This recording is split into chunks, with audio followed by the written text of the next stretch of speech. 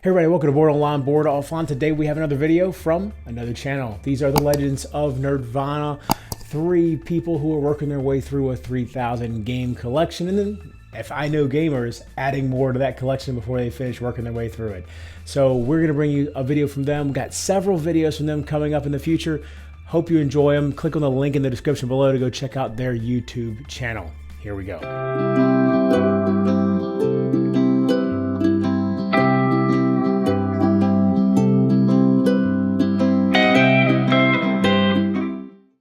Hello, we are here today to discuss Hadrian's Wall. It's a new one from Renegade Game Studios. Yep, and Garfield Games. And before we start getting into that, though, make sure you hit that subscribe button below so you can follow along, because you don't want to miss out on any of these reviews. None of them. Yep. Not one. And best way to find out what the next video is, that notification bell, so hit that too. Yep, and leave us some messages. If you got some recommendations of what we should try out next, put them on down there. We'll be happy to get them to the table if we have them, or probably track them down. Heck yeah. All right, so Hadrian's Wall. What do we have? We got, this game is fairly new, came out this year. Board Game Geek rating's pretty good, it's got an 8.3. Designers Bobby Hill, art Sam Phillips, and like we said, it's published by Renegade Games and Garfield Games, and kind of classified as card management with track progression, I guess. Not really texture-y. It's a roll it right. There's no rolling at all. No, you got cards, yeah. so it's like card management, because you pick the 2 cards, no dice, and so it's not a rolling right. Well, it functions. You're filling in boxes that give you more boxes. And there's all kinds of games that's got boxes that are not called a rolling right. Okay, same gameplay.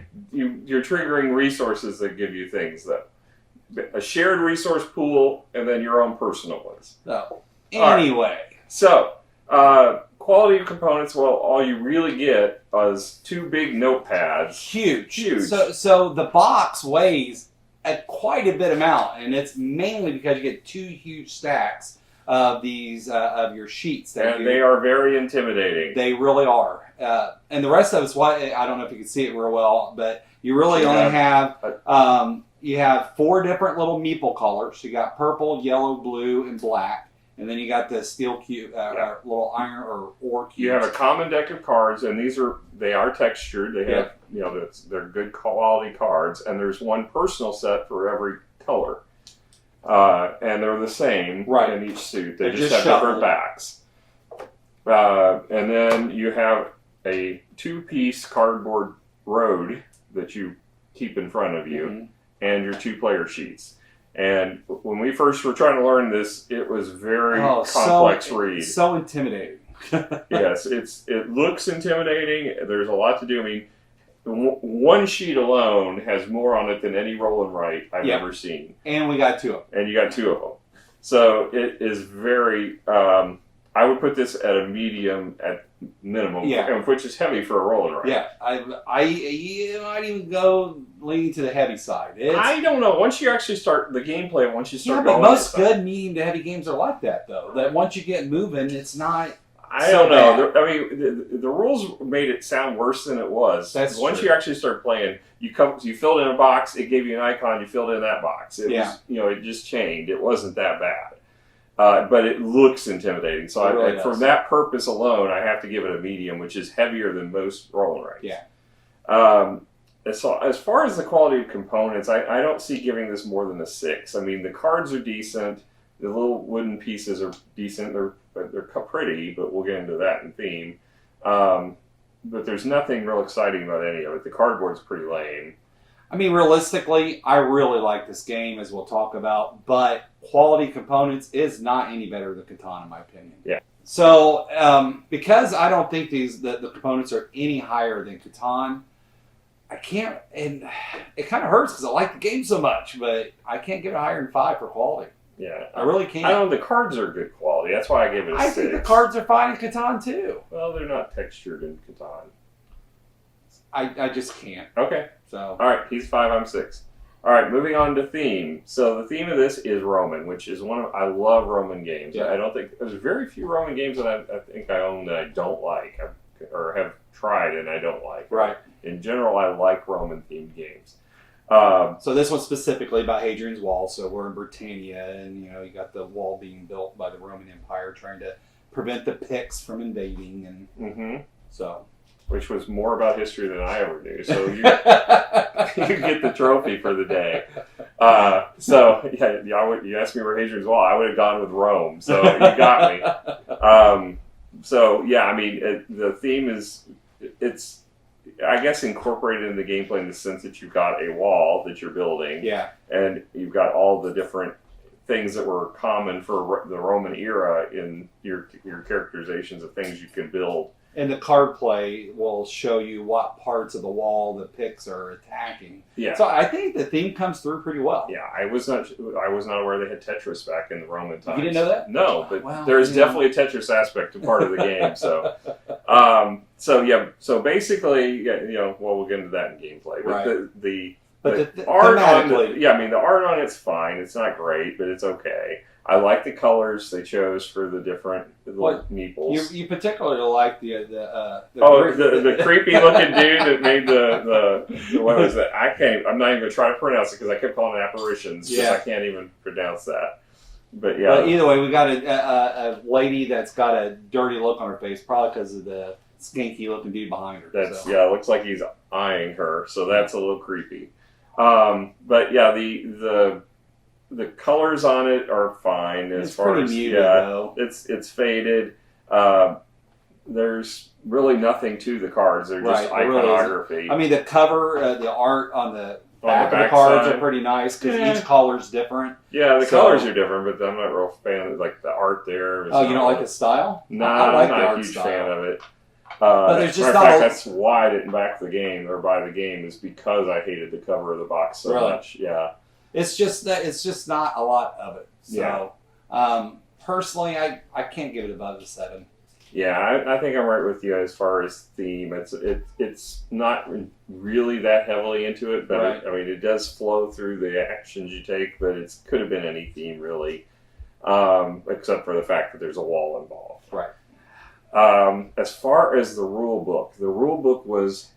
Beast. It was daunting. Yes, when you get this game out, you're thinking, oh, it's a type of similar to a roll and write. I won't call it a roll and write because I've been calling it that, but it's not. It's 22 pages long, and I just think that part of the problem is they literally break down every section of the game. Well, I didn't have a problem with that so much as the way they did it. It was just, it's like they detailed every individual box almost of what you could fill in and what you would do with it. And because if you were doing it at the time, I guess it would work. But it was just very dry and hard to get through. Maybe they were kind of trying to teach strategy while trying to teach the game. Well, there wasn't really any strategy involved. Well, like if you go here, then it allows you to go here, and then it allows you to do that, and you kind of figured that out on your own. Yeah, I mean, I think the pictures themselves on the thing will teach you the game better than the book will. Pretty much. So, I mean, basically, if you fill in a cell and there's a picture on it, wherever that picture's icon is elsewhere, you get to fill in that cell. Right. So it's not that hard once you actually start doing it. I think the hard part is just figuring out where to go. Yeah, it's just what to work on. There's just a lot in this game. There really is.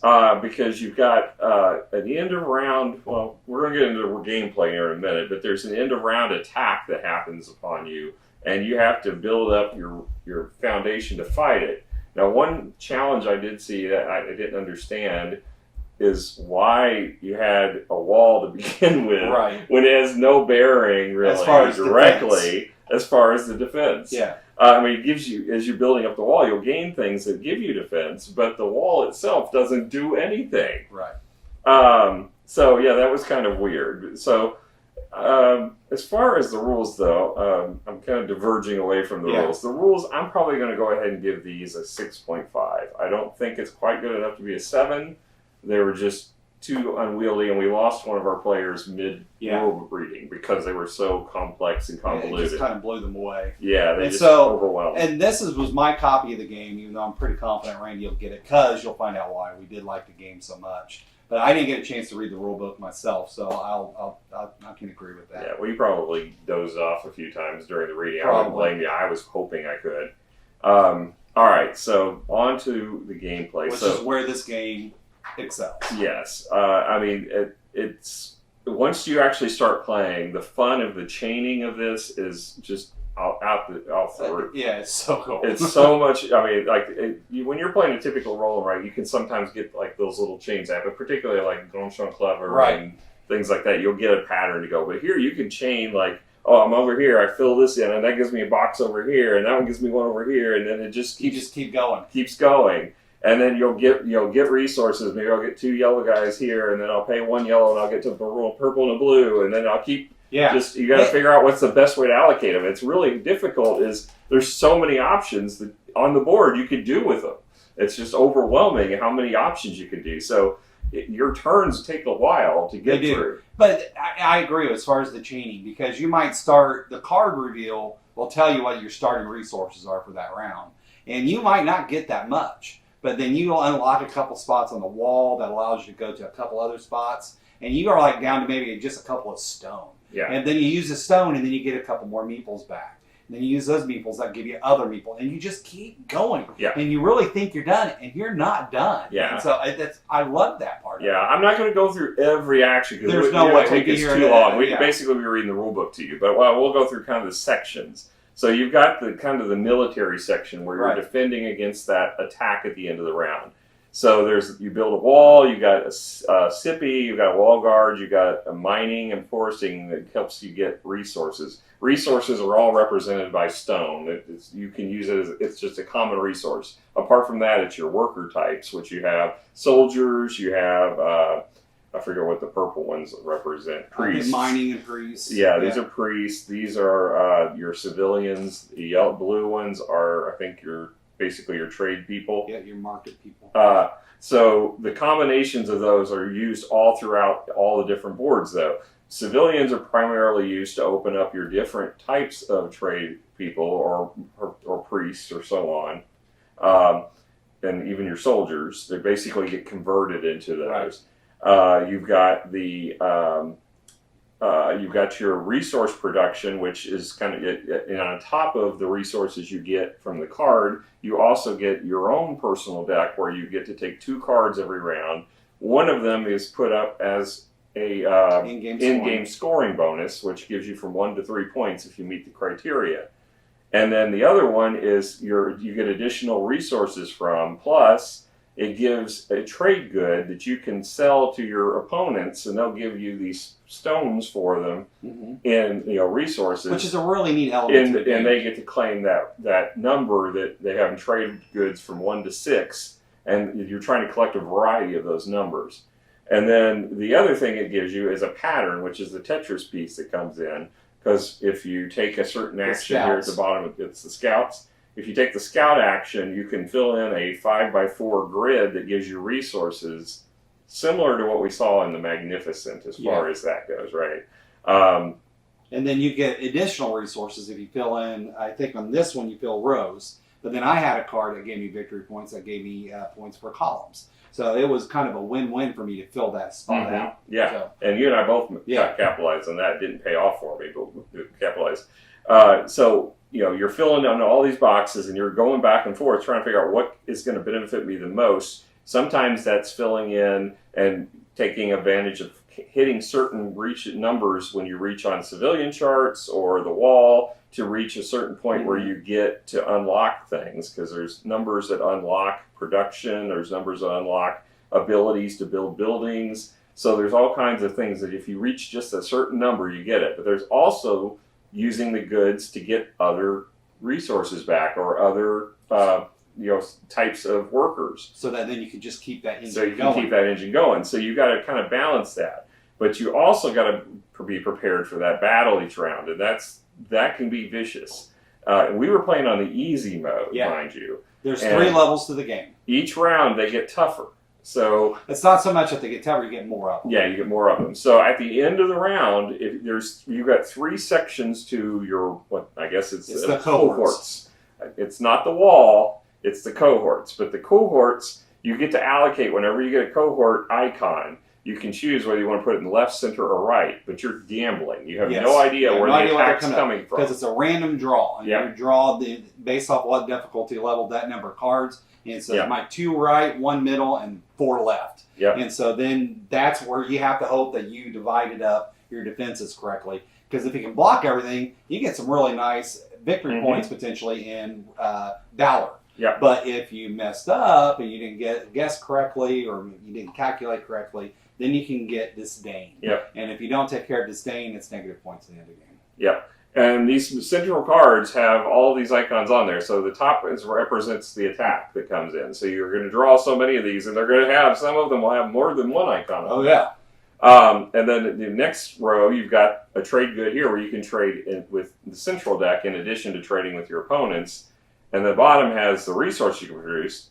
And then the left has a gladiator. So there's a gladiator battle. You have 2 gladiators that you can build up and fight against this, and you can get some additional points for that. So that was neat. So I think I quickly discovered it's just one of those games you're not going to be able to do all the things. Yeah. So you got to focus on the things that you think you can do well at. I was able to max out a couple of the different, the traders and the patricians. And I think I came pretty close to getting the priests maxed out. Yeah. And when I maxed those out, that allowed me to do stuff on their side of the board that really kind of, especially the scouts and the traders, gave me a lot of points at the end of the game. Yeah. And then because of those bonuses, I was able to really focus on the stats that you got in your game, your renown and the valor, and I was able to max out my renown, almost max out my valor, which allows me to build other things called the monuments, and then that gave me some points too. Yeah, and for me, I lost badly because I picked poorly on the cohorts every time. Yeah. I would build up one area, and it would always be the area I didn't build up that I get hammered on. So I lost points, quite a few points on the cohorts being not built up. So the disdain in my area, I was entertaining them. I was having gladiator battles. I think I was the only one doing gladiator battles. Yeah, I didn't do gladiator but at all. They didn't like me because of the fact that while they were watching them, they were getting stabbed in the back by the invading horde. Those stupid pits. Yeah. You would think they'd be happy while they died, but no. So yeah, it was entertaining. But I will say this is pretty much a solitaire game. It really is. There's very little interaction with the only that players interaction, as Randy mentioned earlier, is you trying to get their trade goods. So if you're able to utilize the number of cards, then that helps out with your scoring. But it doesn't. You're doing, or you can borrow their shape too. Right. So potentially that would help you out because they're giving you resources to do that. Yeah. But that's it. Yeah. Apart from that, you're playing a solo game. My big grievance with it was I couldn't tell how well or badly I was doing the entire game. I had no idea. I don't think that was a bad thing, but it was kind of cool because I thought I was running away with the game. Yeah. I mean, I had all those built up. I had my stats maxed out. And I was like, man, I'm going to score a lot of points. I didn't win by that much. Yeah. I mean, Kevin came in second place, and he was pretty darn close. And even I wasn't that far. Yeah, and he wasn't that far behind any of us. So yeah. I think I won by 5. And I think you lost by 8 or something like that. It wasn't by that much. But I mean, even still, it's like the one complaint I have about it is we had no idea. It's similar to Gone Strong Clever. Yeah, and I don't think that personally. I don't think that's a bad thing because if I'm not focusing on other people and I could just focus on me, I'm going to do better. Yeah. But if I have to worry about what everybody else is doing, and then that divides my attention, and forget it. And the other thing is you're doing all this simultaneously. Yes. So if you do have any issue with someone potentially cheating, it can happen easily. They can.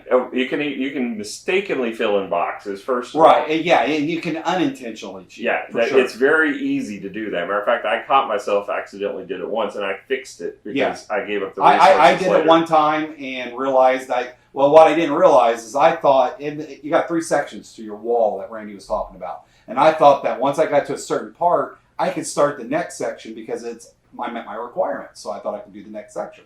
I couldn't. So then I had to use resources to make it right. I had to use resources I was going to use somewhere else to fill in those empty spots. So then by the end of the game, I wasn't cheating. Yeah. But I really could have used those somewhere else. Well, I had a building that I triggered the action of and didn't realize I hadn't built it yet. So I had to go back and pay the resources to build the building after it. And it's pretty easy to do it, really, because there's it's so much. There's just so many boxes to fill in. And probably it's not really a gripe, But probably the other thing that makes it daunting, that makes it look so bad, is so little. Yeah. Everything, the font's tiny, the symbology is tiny, the iconography is little, and you're like trying to get in there, and thankfully you don't have to write numbers. If you had to write numbers in these little boxes over here, you'd be screwed. Well, some of them you do. Some of them, but it's just, thankfully it's just single digits. Yeah. But if you had to write a bunch of stuff, you wouldn't have the space. You couldn't do it. Yeah, there's It's just so little. This is definitely not one. If you're trying to get a roll and write or something similar to that, I would not start with this at all. I highly recommend it, but it's not a start. Yeah, it's definitely not one to get if you're new to this. Right.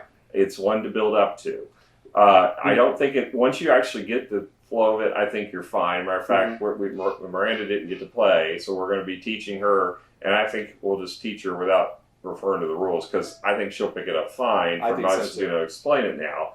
But it was when we sat through it. Like I said, we lost one of our players. It was that intimidating, and it's. And I can't blame them because if you're slightly tired or you're not in the right mood, I could see this totally not being the game for you at that time. If you let the opportunity take itself, and you don't mind the solitaire aspect of this game, it's a lot of fun. It's a wonderful especially game. when you get that chain going. Oh, It's just a lot of fun. Good. So I'm going to rate this one, I think, an 8.5 after one play. I'm going to look. As soon as we played it, I wanted to play it again. And Right. It's like, oh, it's after midnight, and I got to get up in the morning for work. So and that's the other thing. I think an 8.5 is a good score too, but it's not a short game either. Yeah. Most roll and writes are pretty, 45 minutes and you're done. Well, this box says it's 60 minutes. That's call a lot. BS on that. Yeah, that's I shenanigans. mean, maybe after you've learned it. Maybe after 3 or 4 plays Yeah. even, where you're really comfortable with everything, maybe you can knock it out in an hour. But even then, It was two and a half hours for us. Yeah. And that was after the rules, right? I think. Right. Yeah. Because it was just trying to figure out, make sure we got everything right. We didn't fill in the wrong boxes and everything, and just clean up. But thankfully, in-game wasn't so bad. So we were able to get stuff figured out pretty quickly. Yeah. And you play 6 rounds in the game, and it's over. And it's easily tracked, so that's one of the helpful benefits of the little cardboard road that you have in the front. It's easily to track stuff. So.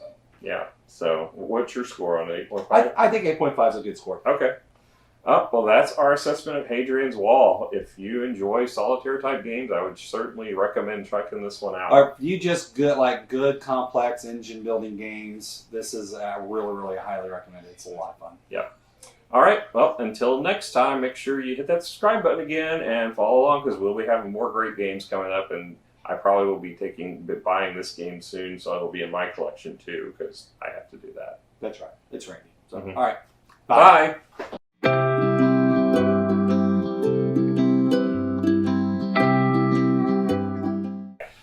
So I can't rake it any higher than Catan. There is a gnat right here in front of me that is driving me crazy. We're going to pause for a minute Yes. so Randy can. I'm catch hoping gnats. he's gone, but I don't think he is. He's going to keep coming back and invading our video. Probably because that noxious gas that keeps escaping from your body. I think it's got more to do with the fact that Miranda's not here, so he thinks he can fill in to be the third person in our videos. Hello!